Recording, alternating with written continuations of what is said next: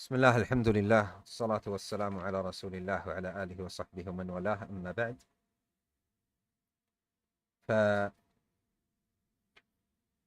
We are still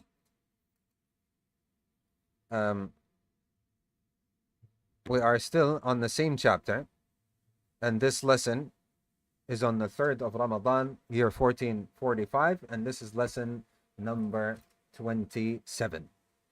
والحديث الثاني, الإمام ابن باز says in the second hadith, the hadith of Tariq ibn Shihab al-Ahmasi. And Tariq ibn Shihab, الإمام ibn Baz says, he is a young Sahabi, Sahabiyun Saghir. He saw the Prophet sallallahu alaihi wasallam and has narrated a hadith from him. And most of his narrations are from the hadith of Abu Musa al-Ash'ari. And he's a Sahabi. And his riwayat are marasil. His riwayat are mursalah. And the mursal, if you don't know what mursal is, go back to our explanation of al-Bayquniyya. And the riwayat that are mursala, they are sahiha, they are authentic, because the marasil of the Sahaba are authentic, they are sahih. طيب. Also, Imam Ibn Baz tells us that Sanam is يعني an idol that is worshipped, يعني a statue that is worshipped besides Allah Azza wa Jalla. This is what is called a Sanam. And that which doesn't have an image is called a wathan. And sometimes wathan and sanam are synonymous. They are the same. They are used synonymously, meaning having the same meaning. طيب.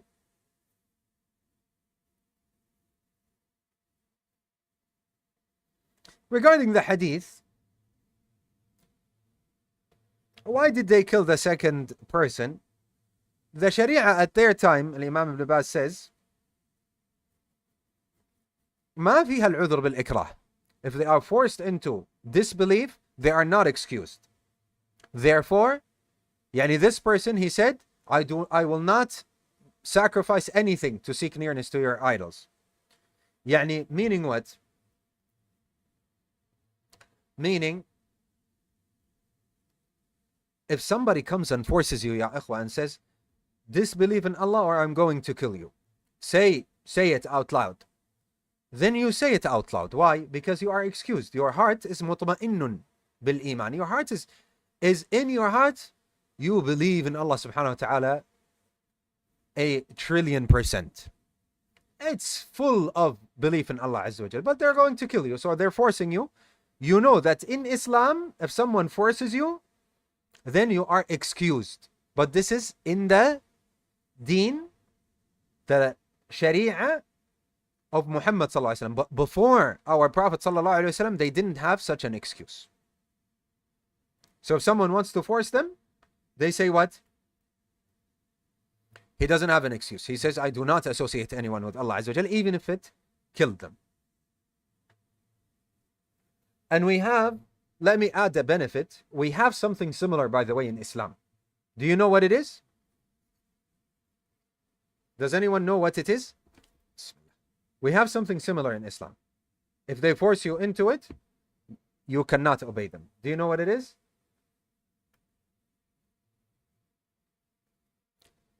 If you know, answer.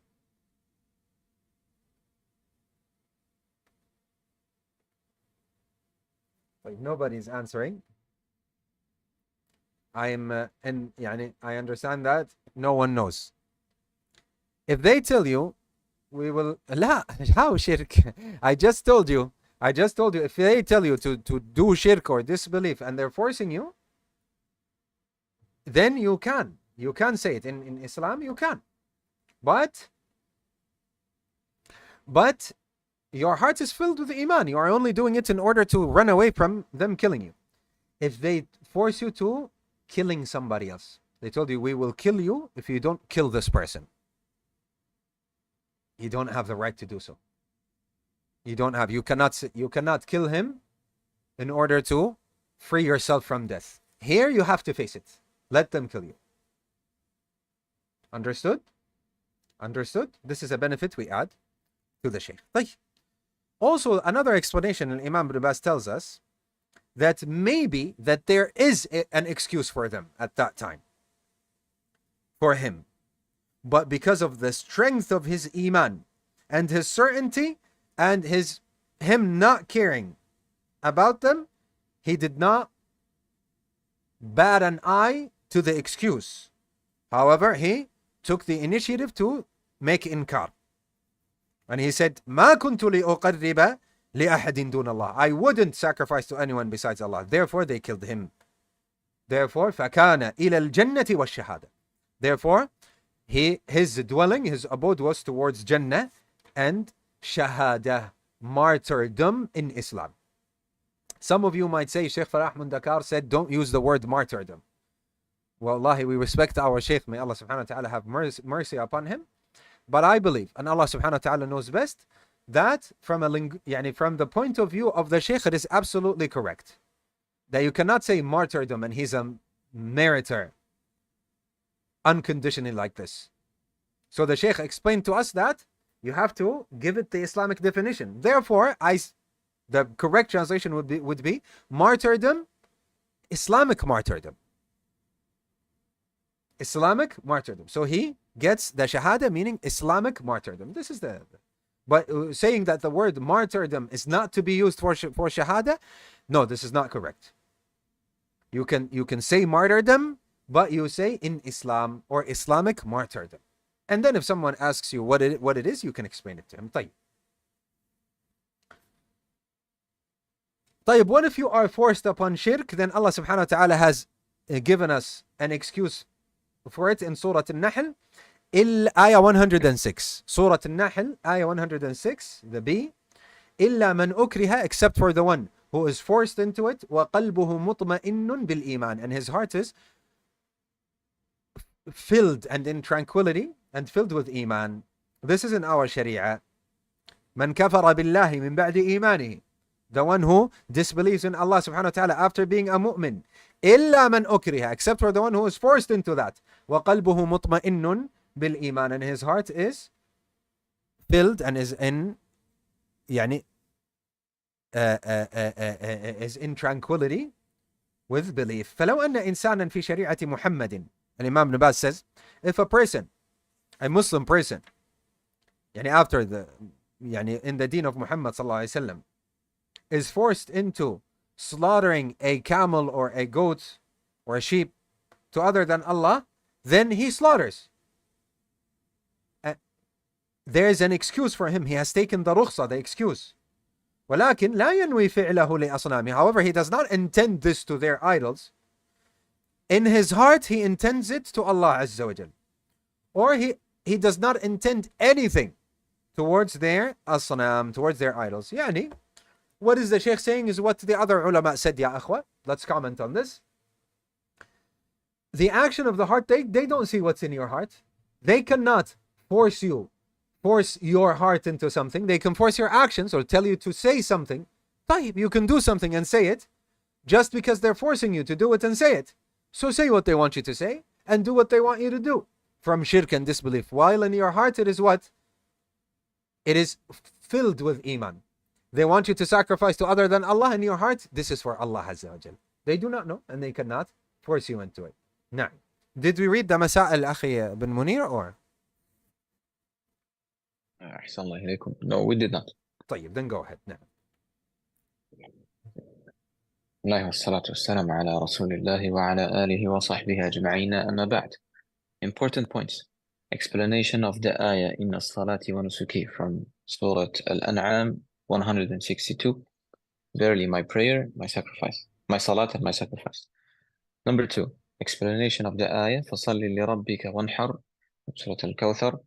Therefore turn in salat to your Rabb and sacrifice to him. Point number 3. The beginning of the principle of cursing from those who sacrifice to other than Allah. Number 4. Curse is upon those who curse their parents. Number 5. Cursed is the person who shelters the heretic in religion, that is, he innovates something that is necessarily only Allah's right to do, and he seeks shelter with someone who assists him in it. And better to say Number innovator. 6. better to say instead of heretic, say innovator. نعم. أحسن الله إليكم. Number 6, curse upon him who unjustly alters the landmark, meaning the boundaries that differentiate one person's land from his neighbor's and changes those borders to encroach upon that land or obstruct it. نعم. Number 7, Borders. That's the good. difference. نعم. Both borders now. Number 7, the difference between a specific curse and a curse upon the disobedience and rebels in general.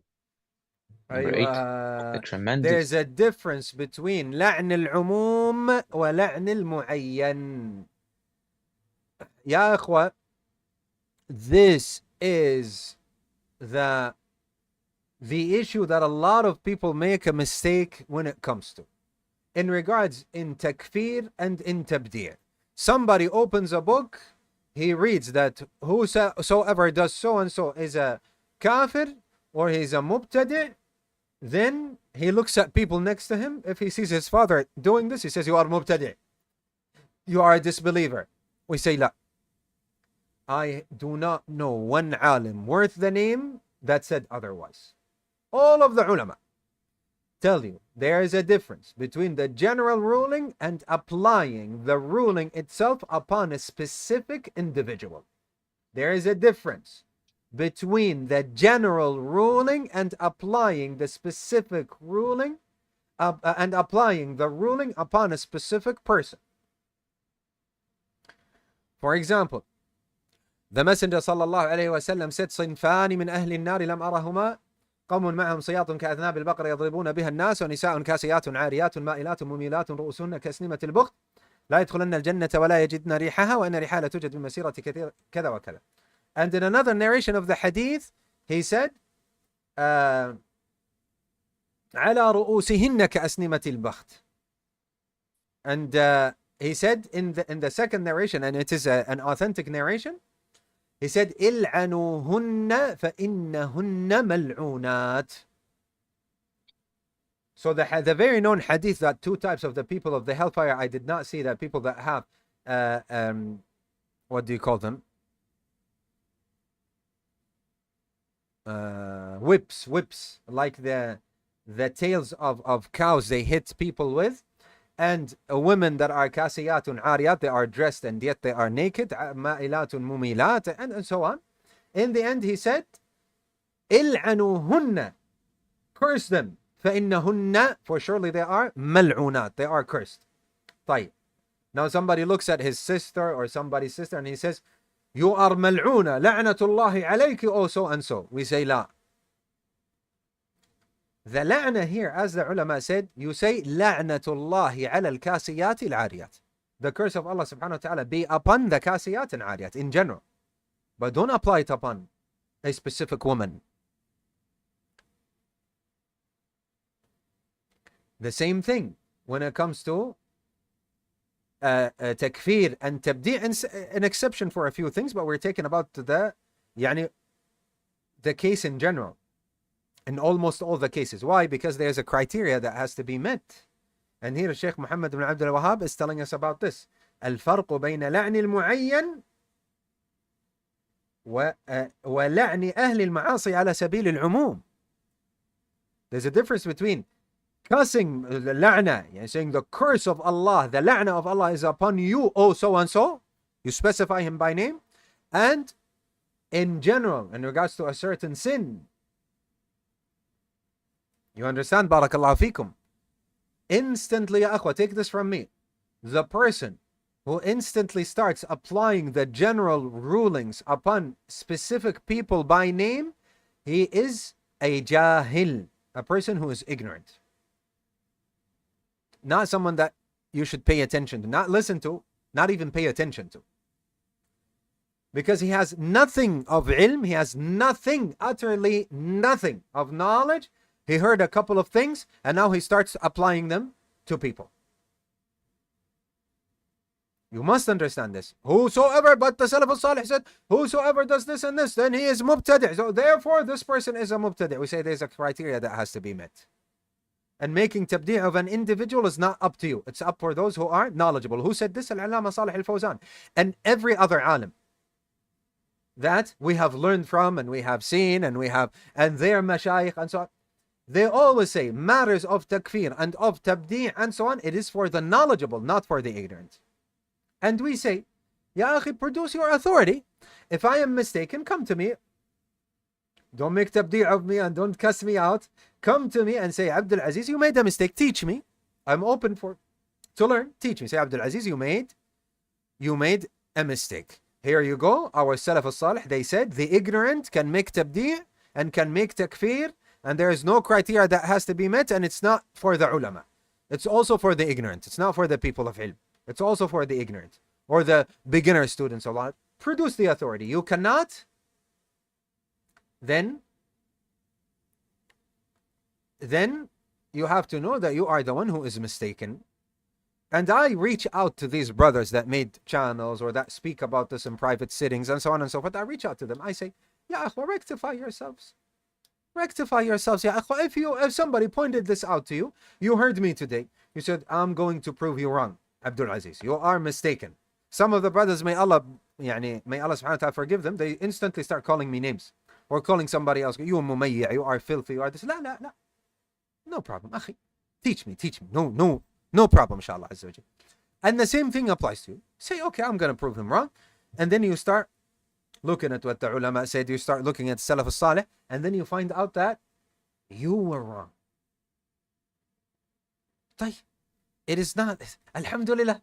Say, Ya Rab lak alhamd, that you have showed me, taken me out of my misguidance or taking me out of my mistakes, and rectify yourself.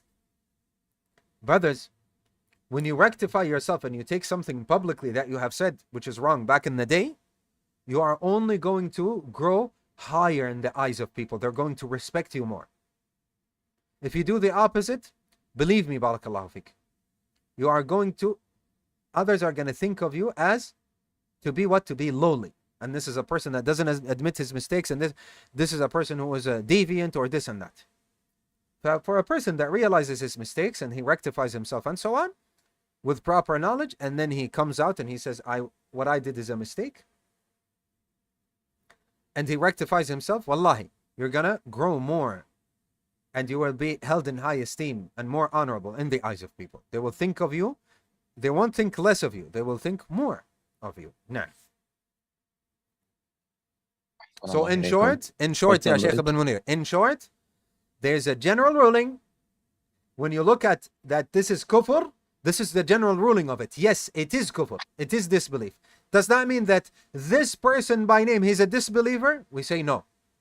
Leave this for the judges, the rulers, the muftis, the ulama, the people who can put the rulings, the people who act out the rulings and so on. The same thing when it comes to ibtida'. Is this person now an innovator? He's outside of the Salafiyya. He is a mubtadi'. We say, go back to the people of ilm. Go back to the people of ilm. You're not one of them. Yes, say that he is wrong and he said is a bid'ah, and in general this is a bid'ah and this is wrong. Show his mistakes. If somebody comes to you and says, shall I seek ilm? Say, look, akhi, seeking ilm from this person, he fell into so and so, and this is a bid'ah. But when you want to apply the ruling itself, go back to the ulama. Go back to the ulama. Let the ulama speak. You are not the ulama. You're not one of them. And go back to the ulama. Go back to the people that they're saying is worth something. It's worth its weight. It has its weight. Go back to them. And the same thing with the la'na here and so on, with these rulings. Differentiate between the two, because in the Western da'wah scene, people always make this mistake. They do not differentiate between the two. Why? Because they don't seek ilm. They speak before they seek ilm. And Allah subhanahu wa ta'ala told us in the Quran, فَاعْلَمْ أَنَّهُ لَا إِلَهَ إِلَّا اللَّهُ وَاسْتَغْفِرْ لِذَنْبِكَ وَلِلْمُؤْمِنِينَ وَالْمُؤْمِنَاتِ. Know first and then act. Know that there is no deity worthy of worship except Allah, and then make istighfar. طيب. And Imam al-Bukhari rahimahullah ta'ala said in Sahih al-Bukhari, Babun, chapter, al-ilmu qabla al-qawli wal-amal, knowledge before speaking or acting. This is what al-Bukhari said in Sahih al-Bukhari. And then he quoted this ayah that I just told you. طيب. And I remember vividly Sheikh Muhammad Hisham al-Tahiri, may Allah subhanahu wa ta'ala preserve him, teaching us this and telling us this and repeating this and telling us to teach it to people. نعم. أحسن الله إليكم. Point number 8, the tremendous story of the fly.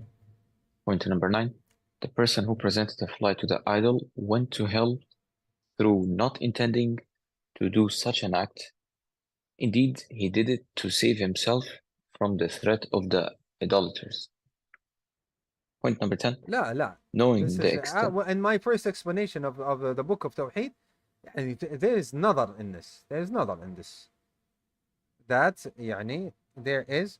It's either we say that they are not because in there, we can either say that because in their Sharia they are held accountable for this. In their Sharia they are held accountable for this, or we say that he intended it, therefore he entered into the hellfire. And these are from the sayings of the ulama. You can go and look up, يعني you can look at this in depth regarding the sayings of the ulama regarding this. Na'am. أحسن الله إليكم. Point number 10, knowing the extent of how hated shirk is to the hearts of the believers, seeing how the man was patient in facing execution, and he did not give in to their demand in spite of the fact that they only demanded an external act from him. Point 11, the man who went to hellfire was a Muslim. If he would have been a disbeliever, the Prophet ﷺ would have not said he went to hell merely for a fly. Point number 12, this is a confirmation of the hadith, paradise is closer to you than the laces of your shoes, and the hellfire is likewise. Point number 13, the action of the heart is aimed even among the idol worshippers. Is the greatest aim. Is the greatest aim even for the idol worshippers. MashaAllah, and Allahumma barak, treasures that Shaykh Muhammad ibn Abdul Wahhab is throwing our way. And he said that he's a Muslim because دخل النار في ذباب. He entered the hellfire because of flies. Because if he entered the hellfire not because of flies, because of his original disbelief, then he wouldn't have entered the hellfire because of flies. This is his point. Saying because of a fly, ذباب, يعني this is what made him, يعني he's a Muslim and this is what led him outside the fold of Islam. This is what he's saying. ذباب يا أخوة, flies, هو الذباب ما يذب عن الوجه, is what you what do يعني shoo off of your face, يعني comes to your face and you move your hand to move it away. This is what is called ذباب. يعني it's not just flies, it's also other things that fly and come near your face and you shoo them away with your hands. This is what is meant by ذباب.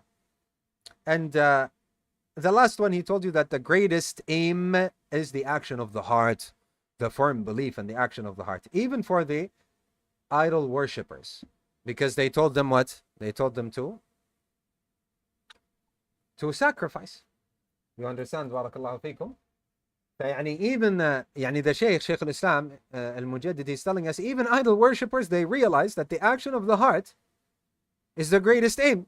So as if he's saying, you Muslims, that when there is a calamity upon you and your heart turns towards other than Allah Azza wa Jal, yani idol worshippers, they understand this better than you, and you are Muslims and you claim to be Muslims.